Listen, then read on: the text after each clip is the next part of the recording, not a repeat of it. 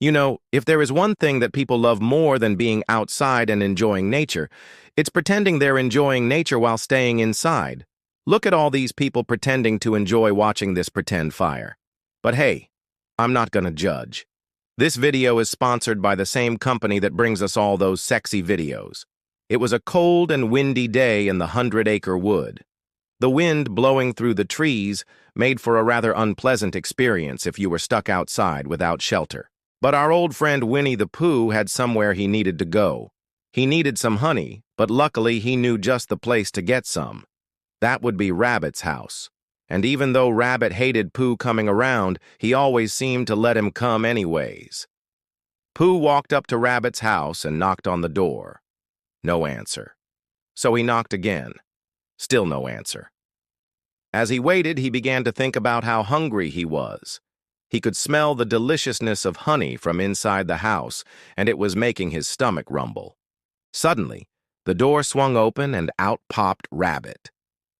"Oh, good morning, Rabbit," said Pooh. "I just wanted to ask if you had any honey." "Oh, I just put the kids to bed," said Rabbit. "They were driving me crazy.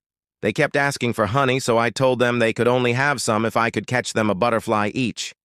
"Oh, bother," said Pooh. "I've never caught a butterfly in my life. I don't suppose you could just give me some honey, could you?" "No, I'm sorry, Pooh," said Rabbit.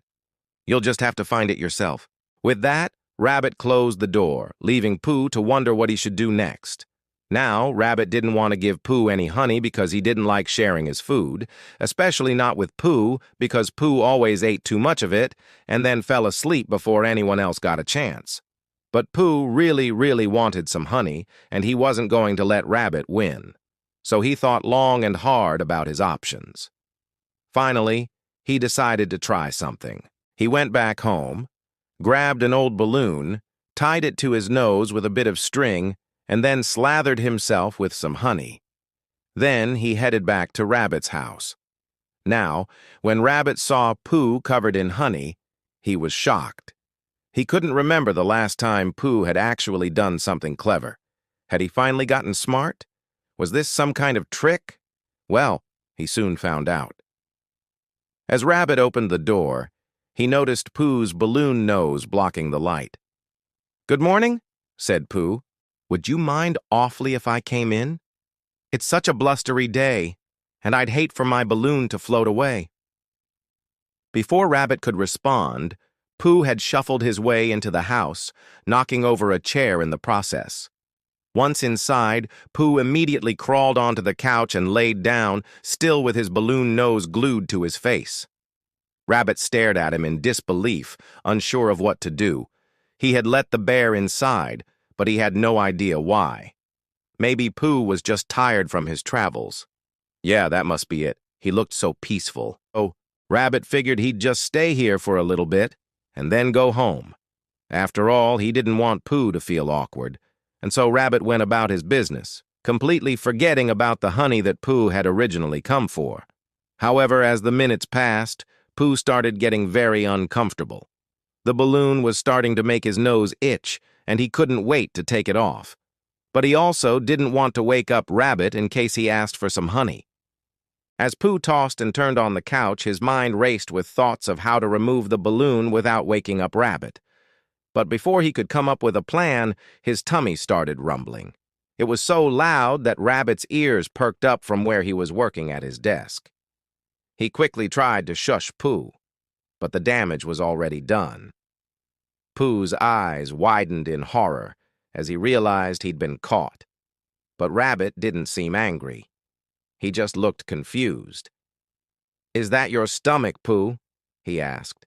"Yes," said Pooh, his voice barely a whisper. "But it's not my fault. It's because I haven't eaten in days." Rabbit couldn't help but feel a sense of sympathy for the bear. After all, he hadn't meant to make him stay so long. He started Rum Family. "Oh, you haven't eaten in days? Why didn't you say so earlier?" But Pooh interrupted him, saying, "Well, I did say I wanted some honey, didn't I?" Rabbit sighed. He knew he wouldn't be able to get rid of Pooh until he got the honey. So he got up from his seat and went into the pantry to grab a pot. "Here," he said, handing it to Pooh. Take this and make yourself some honey. You can stay here as long as you like." Pooh's face lit up with joy. "Oh, thank you, Rabbit," he said. "This is just what I needed." He took the pot and headed into the kitchen to get started. As Pooh stirred the pot on the stove, he started thinking about all the times he'd come to Rabbit's house and how he always managed to end up in trouble. He wondered if this time would be any different, but he wasn't sure. He had a feeling Rabbit was up to something. Just as Pooh was about to serve himself some honey, Rabbit came into the kitchen. "Oh, no, no, no, no, no," he said. "Don't eat that yet." Pooh looked at him in confusion, not understanding what he meant. "Why not?" he asked. "Because," said Rabbit, "you haven't finished the job yet." Pooh's eyes widened in realization. He had forgotten all about the balloon. He quickly ran to the bathroom, peeled off the balloon and threw it in the garbage can. Then he ran back to the kitchen, grabbed the pot, and started eating. He ate so much that Rabbit started getting worried. "Pooh, are you sure you can eat all of that?" he asked. "Of course I can," said Pooh. "I'm a bear of very little brain, but I have a bottomless pit for a stomach." And with that, he continued eating. Pooh ate and ate and ate, but he still wasn't full. He ate so much that his stomach started bulging out like a balloon. He could feel his pants getting tighter and tighter, but he still wasn't satisfied. But then something strange happened. As Pooh reached for another spoonful of honey, he felt a sharp pain in his stomach. He gasped and fell to the floor in agony. Rabbit rushed to his side and asked, "Pooh, what's wrong?" I don't know," said Pooh. "My stomach feels like it's going to burst." Rabbit panicked. He had never seen Pooh in this much pain before. He quickly called for help, and soon the other animals were at Rabbit's house. They were shocked to see Pooh in such bad shape. Piglet started crying, and Eeyore just shook his head and said, "Oh, what a shame." Owl, who was known for his vast knowledge of everything, suggested they rub Pooh's stomach to help the pain go away faster. Christopher Robin, who was Pooh's best friend, wasn't so sure. He had a feeling this was all because of the balloon. He asked Pooh if he could take off his coat and shirt so they could check the balloon nose. At first, Pooh was hesitant, but eventually agreed. As Christopher Robin carefully peeled away the fabric, he found a huge balloon nose stuck to Pooh's chest. "That's the problem," he said. "This balloon is making your stomach hurt."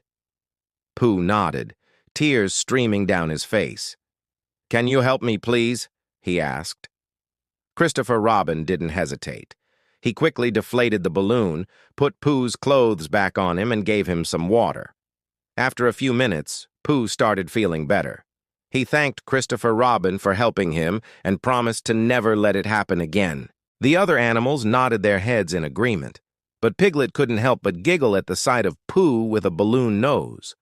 Pooh blushed and tried to change the subject, but Piglet just kept giggling. Pooh was so embarrassed that he decided to go home. He thanked Rabbit for the honey and said goodbye to the others. As he walked away, he could hear Piglet's laughter echoing through the woods. He couldn't believe he'd been so foolish, but at least he learned a valuable lesson. Sometimes it's okay to ask for help, but next time he's gonna stick with the classics.